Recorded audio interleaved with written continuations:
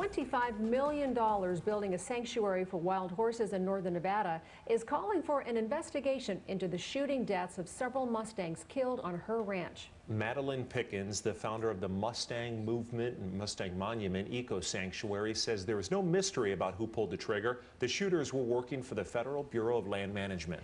Now, Pickens and other horse advocates worry that this latest incident sets a new and dangerous precedent.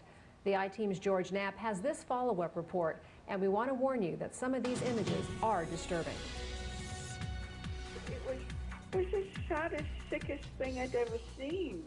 You know, that broke me. It actually broke me in two. Businesswoman Madeline Pickens wasn't prepared for the horrific images that awaited her on her Elko County ranch. The carcasses of several wild Mustangs had been dragged into a heap and left to rot. The horses had been shot multiple times in their stomachs, legs, torsos, and heads. She said, the BLM has euthanized some horses. I said, euthanized? This is what you call euthanization? That is supposed to be kind and humane treatment? The stomach, the hips, the belly. You don't shoot a female in the belly. You just don't do it. But the BLM did. It told Pickens it had no choice but to put the 8 or 9 horses down due to their poor condition from lack of food and water. The I-Team already had the photos and details, but wrote to BLM in late August to ask whether a group of horses had been found shot to death in Elko County. Nothing came to mind. BLM asked for more details. In multiple messages over several days, the Bureau still didn't fess up. Not until we mentioned Boone Spring on the Pickens property. BLM then admitted it humanely euthanized 8 horses that were in distress. In subsequent emails, BLM explained that its policy allows for humane euthanization through injection or a shot to the head. But when necessary, they use methods employed against big game animals, ethical and responsible means. Guess you're getting the last treat. Horse owner and advocate Jerry Reynoldson has worked with Mustangs for 25 years. He's seen multiple incidents of entire herds of horses gunned down, crimes that are rarely solved, and of horses killed or terrified during the BLM's frequent helicopter roundups, such as this mare chased in September right after giving birth, according to witnesses. But he's never seen the BLM take target practice at horses that were supposedly too ill to be captured or treated or saved. We've known, George, for years that cowboys have gone out and thrill shot wild horses in the desert when they're drinking beer. We know that. This is different. This is a government agency that's supposed to protect these horses, mandated by federal law. It's probably as inhumane as anything I can imagine. We asked BLM for all internal records about the incident, including emails. The few documents we obtained pointedly interject the word humane every time euthanization is mentioned. Omitted from the records were the names of those involved, or how it was determined the horses were too ill to save, or whether anyone tried to trap the horses instead of shooting them on the run. There were internal discussions about how to respond to our inquiries. One plan was to refer to the shootings as, quote, an act of mercy. Reynoldson says shooting a horse in the gut is a far cry from merciful. He predicts that since BLM got away with it, it won't be the last time. What it says is this is the new normal, and it's going to get worse. George Knapp, 8 News Now. The BLM's public information staff was prompt in responding to our records request. However, the names of those involved were redacted. The document showing that BLM supervisors were on the scene, but we don't know if they or their contractors pulled the triggers. No records indicate there was any internal discussion before the decision was made to kill the Mustangs, nor did we see any internal review once it was carried out. So Mrs. Pickens has now called for an investigation into this, but it's unknown whether an inquiry will be launched or who might even conduct it. An example of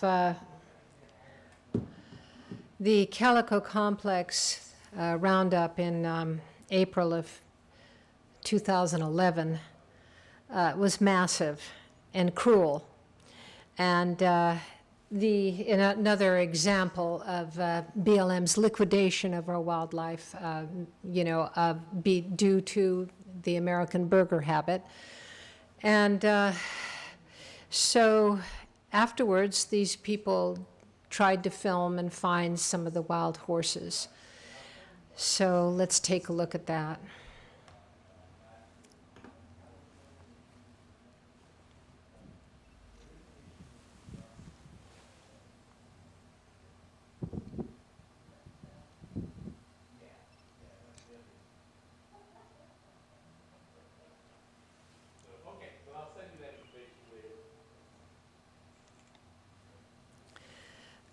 I'd like to note here that BLM says the wild horses and burros are destroying habitat, but if you look, the habitat is not destroyed. It's not stepped on. Horses have an uncanny ability to step beside the brush because they don't want to get jabbed. That's my take on it. But I've gone out and filmed myself where they'll step everywhere but on the brush. They are totally amazing ecologists, and they were put here by God, I believe, to advance us as spiritual human beings. I think all animals help to do that. And but as you can see, it's pretty much empty land. And there should be thousands of wild horses and burros and bison and wolves and predators, and just like it used to be before human beings came.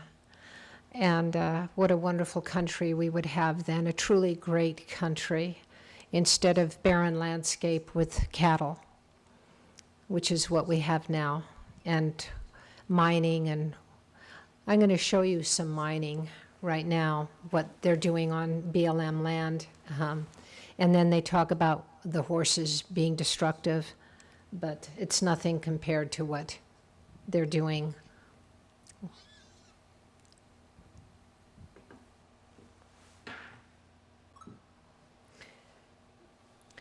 We're just going to listen to a little bit of the Senator Lee chairs the Environmental Natural Resources Subcommittee hearing on public lands, forest, and mining oversight.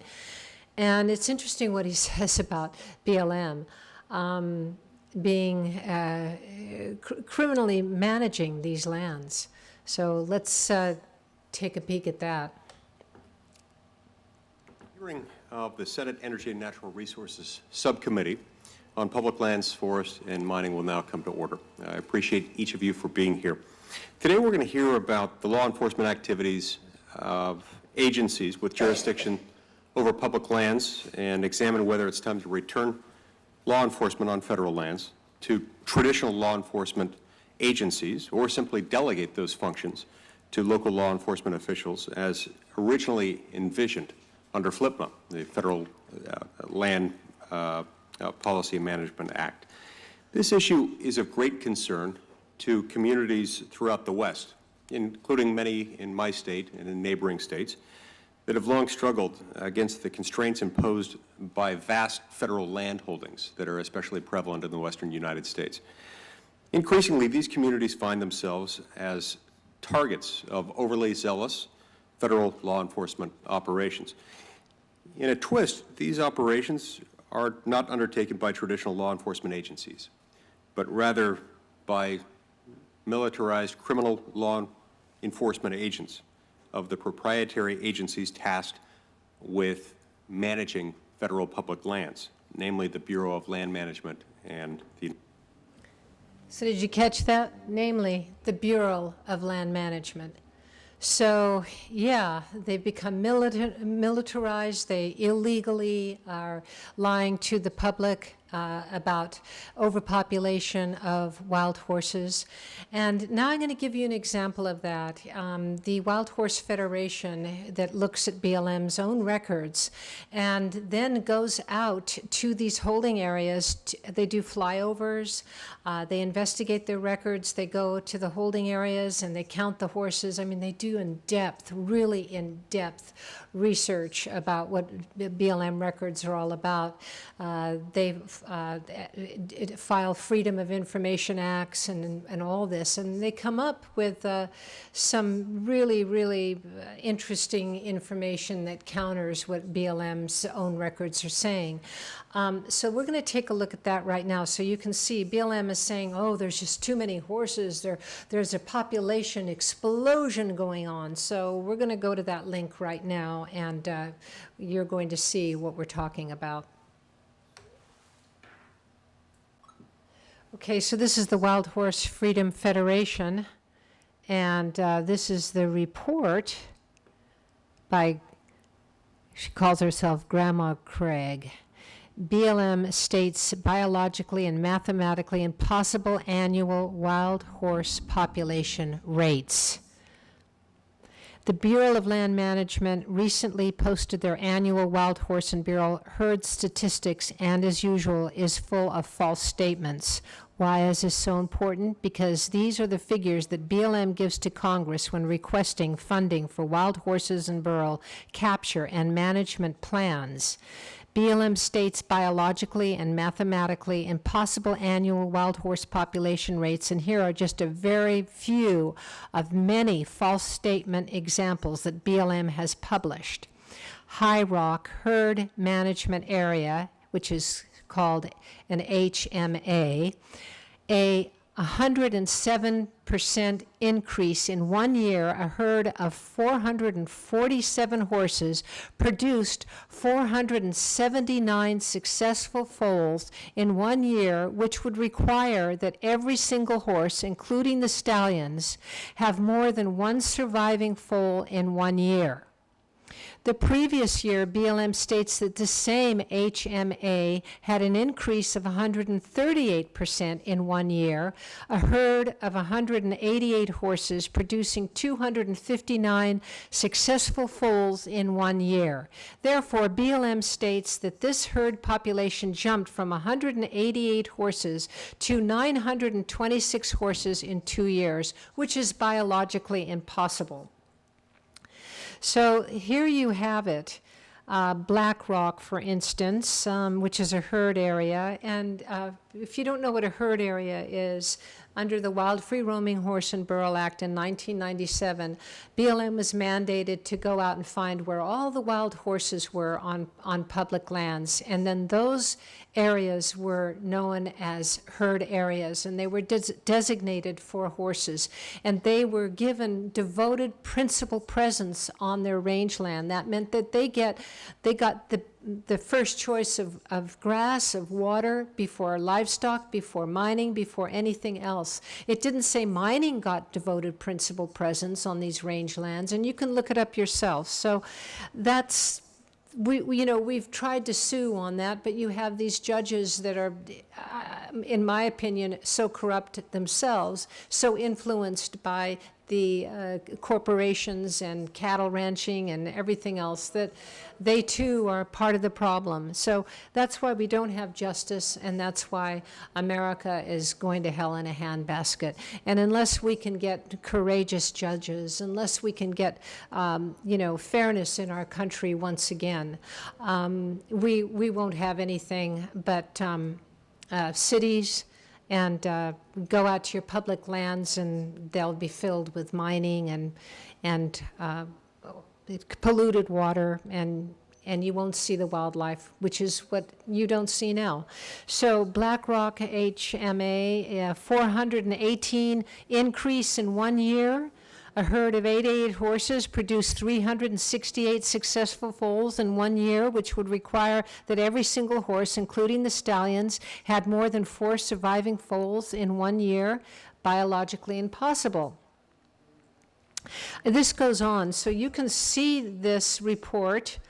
Thank God for this wonderful report, and these people out here. This is what I call Americans that are great. These are people that are fighting for our country, fighting for our wildlife, fighting for what's beautiful and passionate in this country, and bringing it to you and laying it before you so that you can then contact your members of Congress, and here's the number for that. Yeah, right there. You can call Congress and you can say, hey, you know, Annie's right. The greatness of our country is our resources, the beauty, the nature, the wildlife. And please do everything you can to save our wild horses and our wildlife, our bison, our wolves, our pumas, everything, so that we bring the balance of nature back. And yes, it's cruel, but so is getting burnt up in a car accident cruel. Do we stop driving because our children could get killed and we could get killed in a terrible car accident? No. So it's all a bunch of baloney about, oh, we got to care for this and that, and we got to shoot the wild horses. It's merciful. Hey, stop driving then. Just don't move, okay? Because life is dangerous no matter what you do. You can choke while eating your food, so you better not eat, you know? It just goes on, and we have got to really get passionate and stop this Trump administration from destroying our world because of his denial. This man does not even know about polluted water. It doesn't even enter his consciousness. So anyway, let's move on.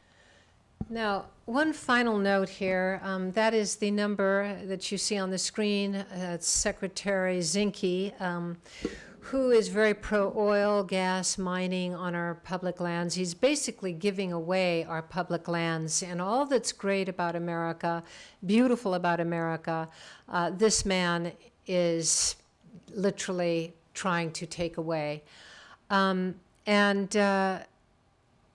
It's one of the wonderful groups, Friends of Animals, that I think are fantastic, have formulated a lawsuit against his policy to now sell wild horses to anyone who wants to buy them at $25 a head. This is illegal simply because we, as taxpayers, have spent $89 million a year to round up these wild horses, and they're selling them to anyone who wants to buy them. And the only people that will buy these horses are kill buyers, because there's an adoption program that's been going on for years, and they can't adopt enough of these horses. So instead of sending them back to their herd areas and having a drop food program, which is what they're supposed to do, which is what they would be doing if this was a good country, if we had a good policy, if we really had people that cared about these horses in these positions of management, then they would say, okay, we're going to put these horses in areas where there's a lot of brush buildup. We're going to let them do their job, which is to refertilize the soil, and we're going to, use them as opposed to machinery that has to remove soil, remove brush. We're going to have these animals do their job, which is as nature intended. And that goes for the buffalo and the antelope and all the other animals that are missing on our lands. You just don't see it. It's very, very hard to see any of that. Hunters take a lot of them, and of course the cattle industry lobbies very heavily. They want every last blade of grass. So anyway, this is a lawsuit that the Friends of Animals has against Zinke, to stop this program, so that he can't do that. And I'm hoping that you will call him and voice your disapproval of what he's doing. Apparently, according to, I guess, so many people disapproving of what he's doing, they're having second thoughts, so they say. And they're waiting until January. Well, meanwhile, this lawsuit's going to go on, hopefully. And there's many illegal things that they're doing within this lawsuit. They didn't even have an environmental impact statement. So I wanted to read some of the things that this lawsuit points out. And it says, In recent years, the Bureau of Land Management has sought greater authority to undertake management activities that would lead to the destruction of wild horses. Notably, BLM has asked Congress for greater authority to sell tens of thousands of wild horses to third parties who would resell them to horse slaughterhouses outside of the United States. So it's so evil. There's no other word for it. It is evil. It's ungodly. It is everything that we as a country don't want to be. We don't want to aspire to this mass slaughter of our wildlife. And that's basically what they do now, in my opinion, is they hire yes people. People that are going to say, yeah, I'm a cowboy, I don't really care about wild horses, I don't care, you know, and then they go shoot them in the gut and call it euthanizing humanely. You know, that's the kind of people they're hiring. People that don't care, that don't have sensitivity to what is really great and beautiful about our country. And there is so many wild places where these horses need to be, in the forest, on the plains, you know, helping removing dry brush, reseeding the soil, which cattle do not do. And the cattle just trample through everything, and they're from Eurasia. They're not from here. We have proven through fossil evidence that horses began here in North America. They're indigenous to North America, and the cattle industry will deny that, but that is the truth, and they need to be here. That's part of nature. And so it's up to you folks. You're the only ones that are going to be able to stop this horrible, horrible, diabolical slaughter and let the cattle industry know that you're not going to buy from welfare ranchers. You're only going to buy from private cattle ranchers that raise their beef on private land. And when you do that, you will really be helping the wild horses and the burros and all the other wildlife. So just to read you a little more, so Congress has not acted on BLM's request. Instead, in 2018, Congress again denied BLM use of any taxpayers' funds that would directly or indirectly lead to the slaughter of the wild horses. So now we have to face the 2019 budget. And we have some horse killers in Congress, in the Appropriations Committee. Adderholt, Congressman Adderholt is a big, big one on that. You have Ken Calvert, who is on the SAFE Act, but yes, he voted to reinstate horse slaughter. So you have these two-faced people that will say anything to look good, but they're still doing the wrong thing. And it's going to be up to us to keep up the pressure and let them know, as taxpayers, we want our horses returned to the herd areas that they have removed. And they have removed millions of acres of legal herd areas that belong to the wild horses, and BLM denies it because they're liars. They lie about everything. They lie that they ever sold any horses to slaughter, even though the Inspector General, you know, investigated them and found them guilty. So it just goes on and on. It says on May 25th, 2018, BLM issued the 2018 guidance for the sale of excess wild horses and burros and indicated it was binding and effective immediately. Even so, the rule was not made public until July 2018, which is totally illegal right there. BLM did not provide the public notice of the 218 wild horse sale rule before it implemented it, nor did BLM solicit comments on the 2018 wild horse sale. Unbelievable how these people think they can step on the American people, do what they want, destroy what is great about this country, and get away with it.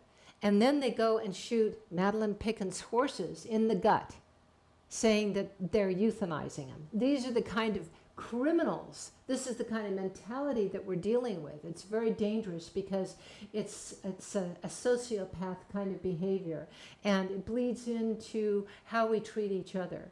And okay, the 2018 wild horse sale rule calls for the BLM field office to take aggressive steps to increase the volume of wild horses sold to private parties. These horses are currently held in BLM holding facilities after being removed from the range. They shouldn't be removed from the range. They should be on the range reducing fire danger. improving the soil with their manure, and reseeding it as well. That's what they should be doing. And instead, they lie and say they're overpopulated. We have Wild Horse Federation, an amazing group of people that comb through all of BLM's records through Freedom of Information Act and do flyovers in their holding areas, and they do counts. And they find out that what BLM is saying that they have in these holding areas, they don't have. They're not there. The horses aren't there. So we need to say as citizens, we want an individual independent count with horse groups that we know care about these horses to be part of that, to protect our wildlife. And the 2018 Wild Horse Sale Rule removes any of the procedural safeguards put in place to prevent the sale of horses to individuals that seek to resell them to slaughterhouses. Many of these safeguards were put into place as a result of a major scandal in 2012, where approximately 1,700 wild horses were sold to a single individual over a period of time and subsequently sent to slaughter. Can you imagine with these horses? They're torn from their families, they're rounded up, they're terrified, they never see their loved ones again, and then they're sent to slaughter. Is this the kind of people we are? Are we just going to sit on our couches and eat our burgers and say, yeah, whatever you want to do, because I'm too lazy to pick up the phone and talk to this person, this zinky guy that isn't even qualified to be to represent our natural resources. You know, he's just selling everything off. And that will be another program in which the mining and all that is going, what is happening on these public lands. So they're selling off, gas and oil and water and everything. And if you think that they care about what you're drinking, they're not giving you our cities enough money to invest in good water protection. Look at Flint, that's an example. And it's happening all over. So it's about killing you and I off. And apparently, I guess they think that they're exempt, but they're not. And the wheels of justice roll ever so slowly, but they grind ever so deep, and eventually, they too, it will catch up with them. And they are destroying our country. This man, Zinke, is destroying our resources. He's destroying our country, and he needs to be removed. We need to have good people that really care about our resources representing the American people and using our tax dollars, and he is not. And so it's up to you, folks. I hope I have stimulated you enough. We will go on reading about this. The new rule would not only make the likelihood of this occurring again, it actually seems to suggest that BLM employees should turn a blind eye towards buyers who want wild horses for resale for slaughter. I mean, it just gets worse and worse, folks. So it was great all these people went out and voted for Democrats, because we don't have a third party. I wish we did, but we don't. And let's take the Senate next time, and let's take the presidency, because the Democrats, the two of them at least, are more compassionate. And they do understand a little more about the beauty of our country being the greatness of our country, and that our own resources are so important. And under Obama, we had solar becoming the second largest energy producer in the United States, whereas under Trump, it's now going to be coal and oil and gas, you know. I mean, do you want that? I mean, coal is producing more mercury in our brains. It's, it's in the fish. It's everywhere. So let's see. Any change in rules that seek to currently sell off wild horses under BLM care is of great concern to Friends of Animals and its members. Like a majority of Americans, Friends of Animals would like to see more horses left on public lands and less horses being taken off the range to be held in captivity until BLM can find a way to send them to slaughter.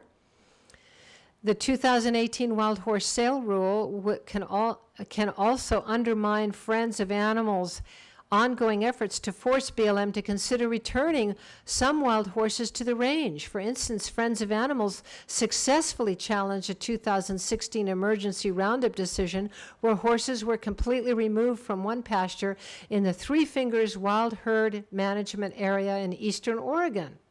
Eastern Oregon is just really bad. They're so really bad, the BLM, these BLM officials, believe me.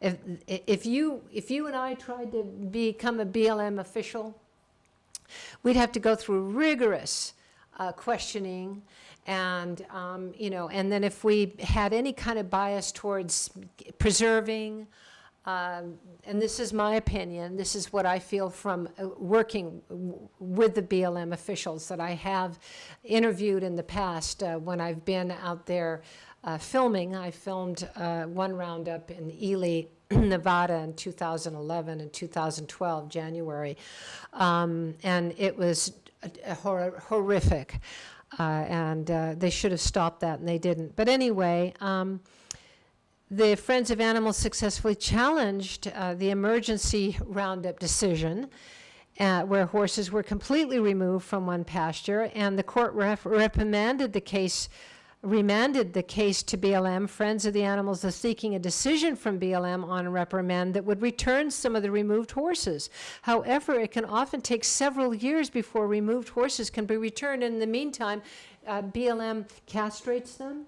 And, the stallions that have evolved on those areas for, the last 200 years, and they take away the bloodlines, and they want to use defertilization drugs like PZP that the Humane Society of the United States has a patent on, so they're making money on these patents, and they're very much we've got to remove these wild horses. The Humane Society of the United States has been just a real driver in this regard. So I hope that you'll support Friends of the Animals. I hope that you will call Zinke. I hope you will let these people know how important it is for us to see wildlife on our public lands, and that they also preserve our water, because when they start to die, then there's investigations. And what did they die of? Did they die of poisonous water from fracking in a nearby well? I mean, these animals are canaries in the coal mine as well. So they protect the environment, and we have to save them. Let's see, the 2018 wild horse rule. Friends of the Animals successfully challenged that roundup. But still, the horse sale requires Oregon BLM officials to sell off the three-finger wild horses as quickly as possible, thus potentially undermining any relief Friends of Animals seek.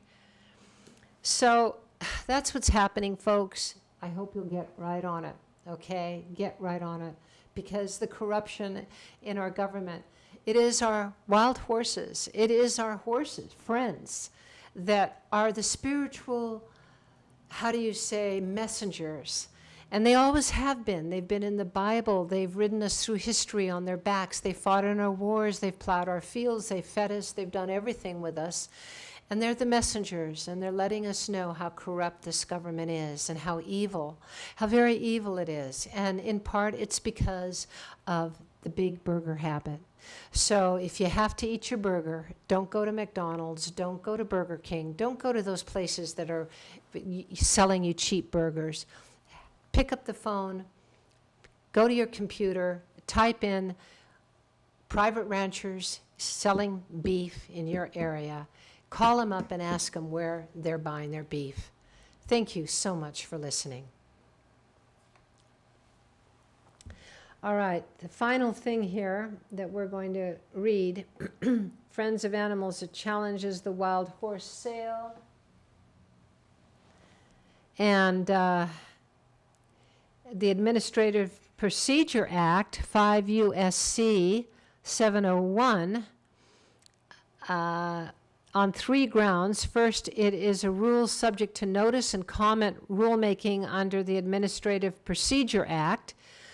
In issuing the rule, BLM failed to follow the proper procedures Second, the rule is an arbitrary and capricious reversal of BLM's past policies.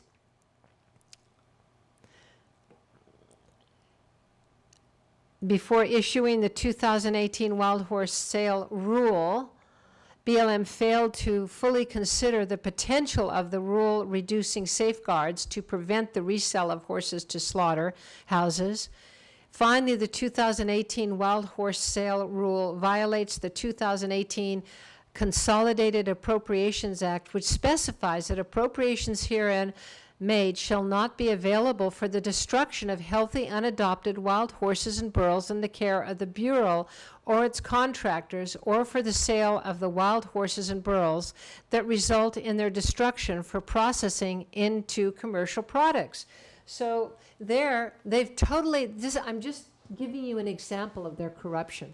They're going against all these procedure rules that they are mandated to go by, and they're not doing it.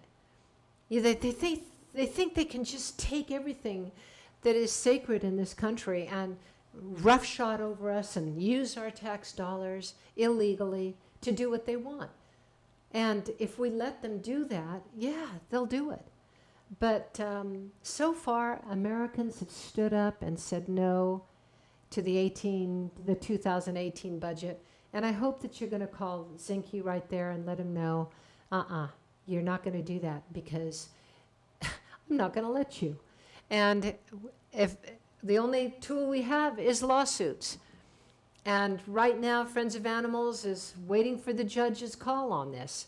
And I predict that the judges are as corrupt as the BLM, for the most part. There's a few good judges, but let's see if this judge is going to say, yeah, BLM, you have to do the procedural rules, and you cannot send these horses to slaughter. It's not in the budget.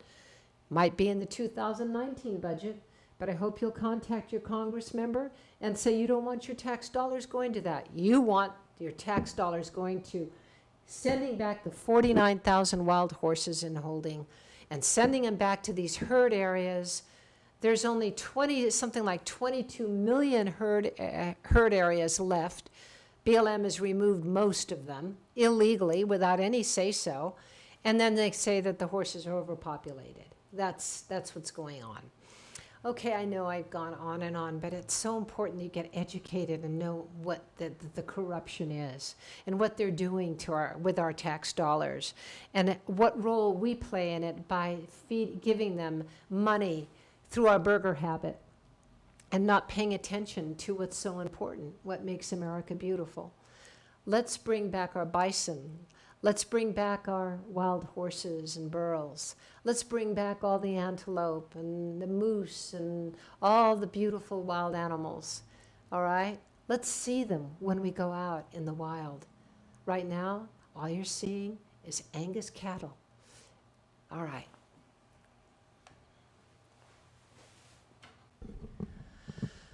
I want to stress here to you in this lawsuit why it's so important. If BLM can get away with not following Consolidated Appropriations Act of 2018, if they can get away with, just bypassing all the laws, and the American people just stand by and let that happen, that is what, then there's no backbone to our laws. And it makes it so that when we go to court, there's not going to be any judges to stand up for us. It's all sort of folds in together. We, the American people, we are what makes America great or not great. By upholding what our Constitution stands for and what we as Americans stand for, and we stand for justice, we stand for making our country great and beautiful.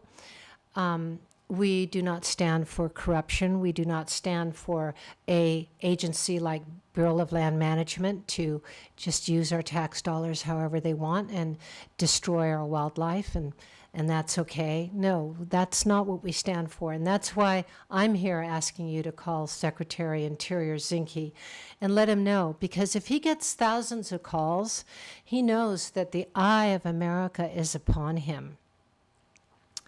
And that's, I think, how we got rid of Scott Pruitt, who was the Secretary of the Environment. He just was roughshotting over us, and they put someone in now that I don't think's any better, but at least he's going to tiptoe a little more quietly on the American people. But that's what our wild horses, our wild ones, are telling us. Hey, they're out here, they're destroying our families, they're destroying the environment, they're taking over our water, they're mining, they're fracking, they're doing all kinds of things. And are you going to help us? So anyway, the lawsuit goes on, the factual background. BLM moves to prevent wild horses from being sold to slaughter. This was in 2005 to 2015. And under the original text of the Wild Free Roaming Horse and Burro Act, BLM is authorized to remove excess wild horses from the range in order to maintain a thriving natural ecological balance. The 1971 Wild Free Roaming Horse and Burro Act further authorizes BLM to destroy wild horses in the most humane manner possible. The American public has generally not supported the destruction, killing, or slaughter of wild horses. A 2017 survey showed that more than 70% of the respondents do not support the slaughter of wild horses. Now, what's interesting is a lot of times the respondents to these things will be the cattle ranchers themselves. They're very active, they're very outspoken, they want every last blade of grass on public lands. They don't want to, have any competition. On December 8th, 2004, the Department of Interior, fiscal year 2005 Omnibus Appropriations Act, amended the Wild Free Roaming Horse and Burro Act and directed the sale of excess wild horses and burros that meet specific criteria. And under the amended version of the Wild Free Roaming Horse and Burro Act, BLM has the authority where excess horses are found to exist on the range to direct that horses be humanely captured and removed for private maintenance and care, for which the Secretary determines an adoption demand exists by qualified individuals, and for which he determines he can assure humane treatment and care, including proper transportation, feeding, and handling. Now, you just saw earlier in our program, you just saw how the BLM went out and gut shot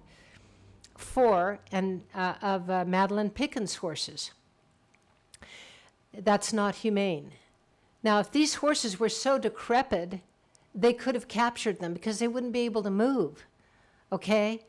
So they couldn't capture them, which means those horses were capable of running, which means those horses were ambulatory. Madeline Pickens feeds those horses. So I, in my own personal belief, do not believe that they needed to be disposed of. So let's say if they had been, BLM could have captured them. I mean, they capture all these wild horses. They could have run up on their horses and lassoed them and then humanely given them a shot and killed them that way. But no, they didn't do it. They did it gut shot, because these people, in my opinion, that they hire, they only hire people that are going to be absolutely cold-hearted towards these horses, because that's what BLM is. It's a cold-hearted agency that wants to get rid of these horses because they are cattle-driven entities. That's what they are. So we are saying, look, BLM is saying that they have all these horses out there, but we're not seeing them. So we need an independent count. We need horse activists, horse groups, horse organizations to oversee an independent count. And that's what we do. We go out there, fly over, count, and we can't find them. So BLM's own records can't find them.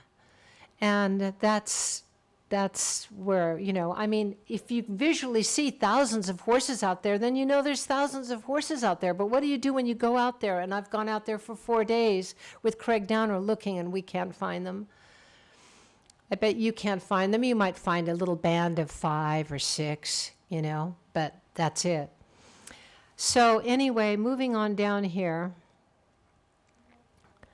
Adoption policies and rules that were in place prior to adoption of the 2018 wild horse sale rule were designed to include safeguards to prevent the sale of excess wild horses. So another thing BLM is doing, so they're selling these horses that it cost, the helicopter pilot alone gets $360 per horse that he rounds up.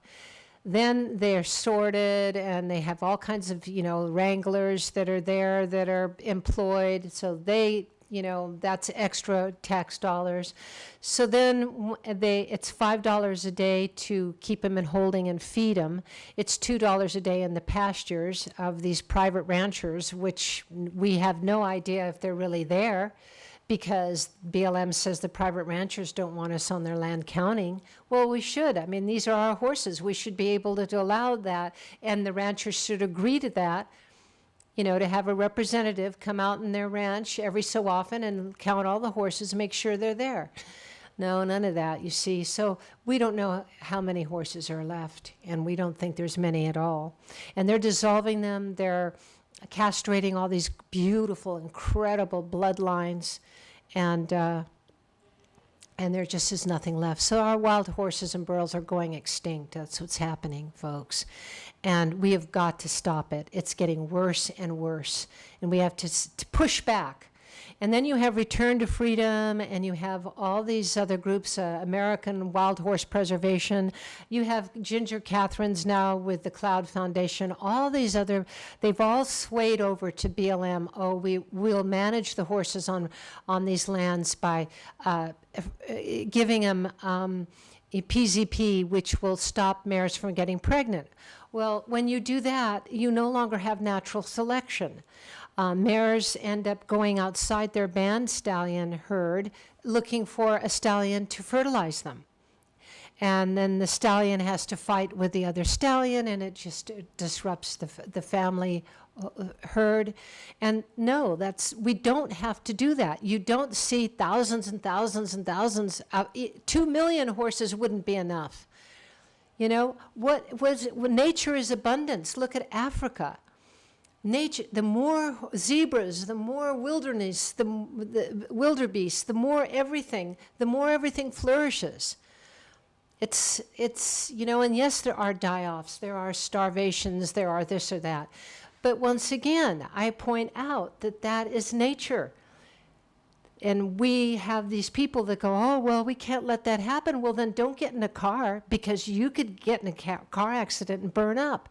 Is that going to stop you because you don't want an inhumane death to happen to you?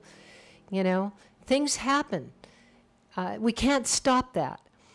And a lot of horses just die of heart attacks out there. I mean, they die of old age. But some have horrible deaths, and yes, it would be nice to go out there and euthanize them if you can, and we'd like to do that. But, I mean, let's not make it so that we don't have any wildlife left because we're afraid that they're going to get hurt or they're going to starve to death. Yeah, that's part of it. You know, we're allowing babies to starve to death. You know, that doesn't seem to stop us. We allow babies to get sprayed with tear gas by our president, and you know, and all that. So anyway, we're going to end this right now. I think I've said enough. I hope I haven't bored you. I know those out there that care about this issue are watching and listening, and you're the ones that are going to do something about it. So call Secretary Interior Zinke and the BLM. You can just look it up, Google BLM Oregon office, and give them hell. Let them know. Let them know we're watching them. Let them know that we are not going to stand by. This gives our judges the strength to do the right thing. And I'll keep you posted. All right. Thanks so much for watching. This is Meet America, and I'm Annie Griffin. Here we're going to watch what one woman has done to save our wild horses. And I hope that you will support her.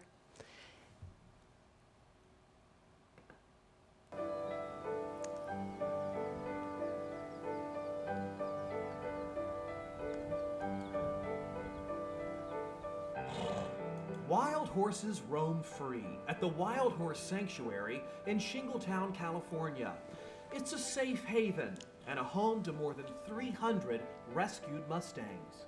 The wild horses, I think, have earned their place in America's history. They've done us a good job. They've carried us west. They helped open up the West. And so we do what we can for as many as we can, and we tell the story. The journey of saving horses began for rescuer Diane Nelson when she was faced with a life-altering decision. Over 30 years ago, when the government first started catching wild horses, there were not enough people coming forward or even knew about the program. So at the end of one of our contracts to remove horses from the Modoc National Forest, 80 horses were going to be shot and buried. And that was just more than we could stomach. So we said, we'll take them. We weren't sure what we were going to do with them. We just didn't want them to be killed. That's when Diane created the Wild Horse Sanctuary, 5,000 fenced-in acres that sprawl across lush, lava-strewn mountains and forest land near Mount Lassen. In 3 decades, Diane has taken in almost 1,000 wild horses to live out their lives in peaceful protection. There are 30,000 wild horses roaming public lands across the western part of the U.S. Each year, the government gathers wild horses to place for adoption. Sometimes when somebody comes to me with more horses that need a home, or especially if it's large numbers, we really have to think about it. And I go back to the beginning and I say, we didn't have anything but 80 hungry horses to think about. Well, now the sanctuary does have a home, and we've got a support base. We know people care. Our big job has turned out to be telling the story. Come over here, right in front of him, and hold your steed. Diane is telling that story through opening her gates to tourists for day trips or week-long horse journeys through the hills of Wild Horse Sanctuary. Come on up here.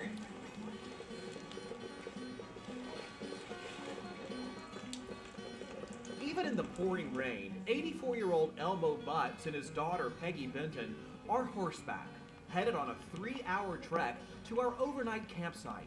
All along the way, we stop and watch horses in the wild. I don't think a lot of people understand the plight of the wild Mustangs, and this is beautiful. They're out here. This is where they live, and I think it's great. Well, it's just something that most people don't get a chance to see. And I think everybody should get out here and see it. I can't put into words what I feel. Food's on! The clouds clear, and it's time for a campfire dinner.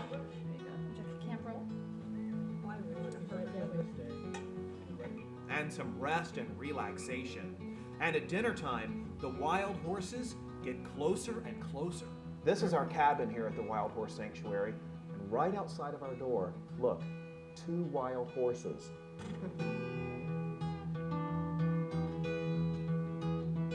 So what will you go back and tell people about this experience? You know, once in a while you take a little side trip, and it's nice when you're out doing it, and a year or 2 later you don't remember it.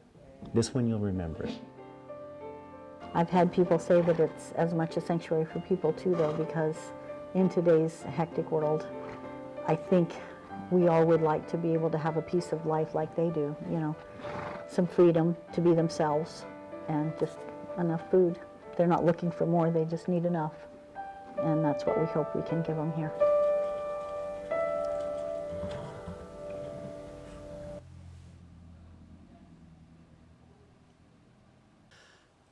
And we're going to end our program with an interview with a woman who has done a lot of research into the mining companies intruding on the herd areas on our public lands that removes these horses. So this is a roundup that I attended.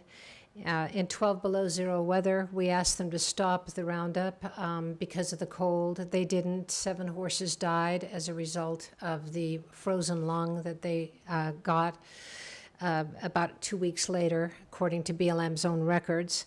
Anyway, let's listen to what mining is going to happen on this land that belongs to the, principally devoted to the horses. Should we feel that there is a concern, we would stop it, yeah. Thank you. On public land right now is in Eureka County here in Nevada.